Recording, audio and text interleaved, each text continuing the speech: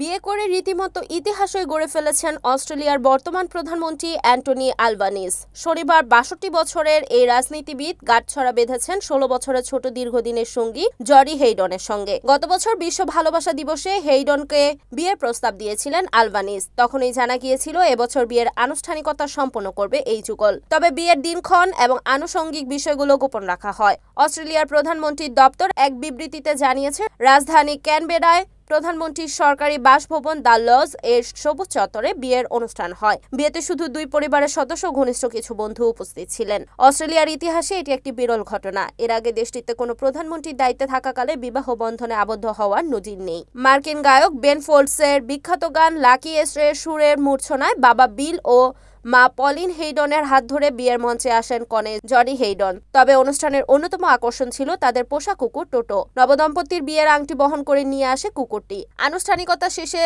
Steve ওয়ান্ডারের কালজয়ী গান signed sealed delivered I'm yours এই তালে তালে নবদম্পতি বিবাহস্থল ত্যাগ করেন। বিয়ের পর এক যৌথ বিবৃতিতে নবদম্পতি উচ্ছ্বাস প্রকাশ করে বলেন, পরিবার ও ঘনিষ্ঠ বন্ধুদের উপস্থিতিতে ভালোবাসা এবং ভবিষ্যৎ পথ চলার অঙ্গীকার ভাগ করে নিতে পেরে আমরা আনন্দিত। নবদম্পতি অস্ট্রেলিয়াতে আগামী সোমবার থেকে শুক্রবার পর্যন্ত মধুচন্ডিমা কাটাবেন।